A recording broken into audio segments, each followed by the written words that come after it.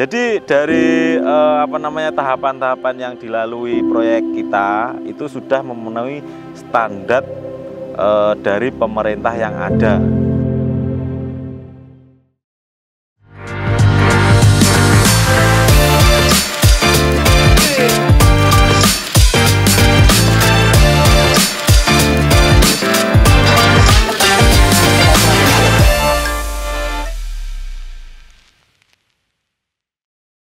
Waalaikumsalam warahmatullahi wabarakatuh.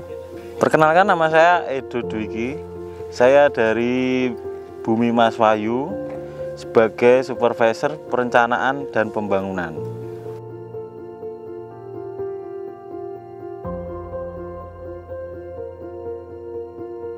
Ini kita di BMW Jati Prau. Saat ini kita bertempat di Desa Jati Prau, Kecamatan Karangan, Kabupaten Trenggalek.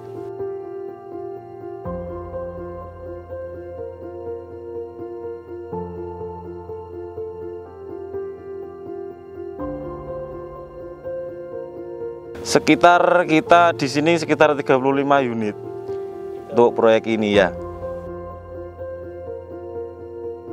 Kalau di proyek kita ini kelebihannya itu kita pakai bata merah, Mas.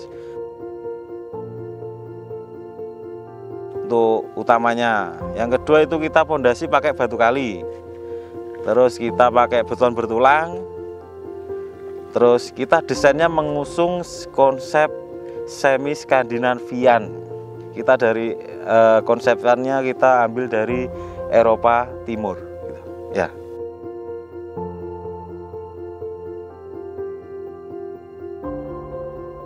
Untuk rumah contoh ini kita membangun 9 rumah. Ini yang 6 udah tinggal finishing, yang 3 ini masih di progres tahap pasangan bata merah.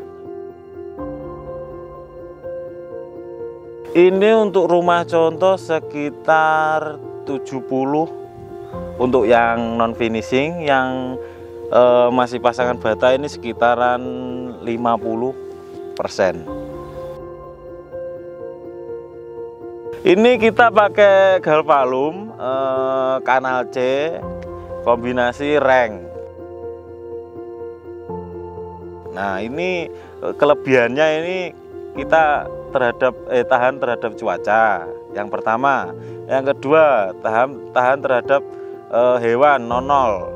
Yang ketiga untuk pengaplikasiannya ini juga cepat dan mutunya juga tinggi. Bagus ini kita kalau pakai baja ringan karena bobotnya kan ringan gitu. Nah, kita kan ada 2 konsepan rumah. Yang pertama itu subsidi, yang kedua itu non subsidi. Kalau yang subsidi kita pakai spandek pasir. Kenapa kita pakai spandek pasir? Itu kalau nggak pasir kan kita kalau hujan itu kan suaranya kan terlalu kencang. Nah, kita pakai pasir biar agak meredam suara. Yang pertama, kalau yang non subsidi kita pakai genteng beton flat. Untuk kualitasnya bisa dilihat sendiri kalau minat kesini ya.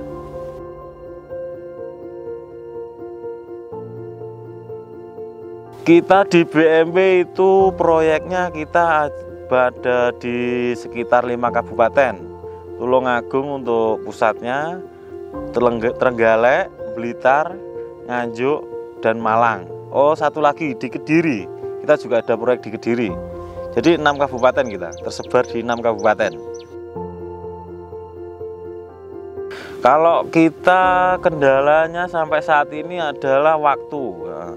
Kita dikejar waktu, menyesuaikan bank sama pembangunannya itu. Terutama kendalanya itu. Kalau untuk yang lainnya kendalanya mungkin material, mungkin SDM, tukang, kuli itu kita nggak ada kendala. Berarti memang dikerjakan oleh pengalaman, Mas? Ya, ini kita dikerjakan oleh pengalaman. Kita tukang kuli ada sekitar 500 orang. Kalau dari tim perencanaan ini kita membagi dari 500 orang itu kita bagi per kabupaten itu sebanyak apa yang dibutuhkan seproporsional mungkin. Dan untuk mengatasi itu, untuk menanggulangi masalah tersebut, itu kita juga pakai cara itu bangun di awal.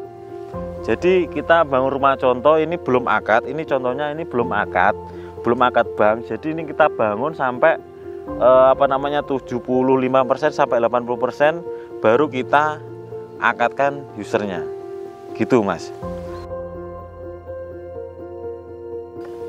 Jadi untuk tahapan-tahapannya bisa sampai seperti ini. Itu yang pertama itu kita perencanaan site plan dari data tanah yang kita beli. Untuk selanjutnya ini ada namanya kegiatan itu leveling. Jadi itu kita melihat data kontur tanah itu sesuai dengan perencanaan kita apa belum. Untuk yang selanjutnya, setelah dapat data leveling, kita olah.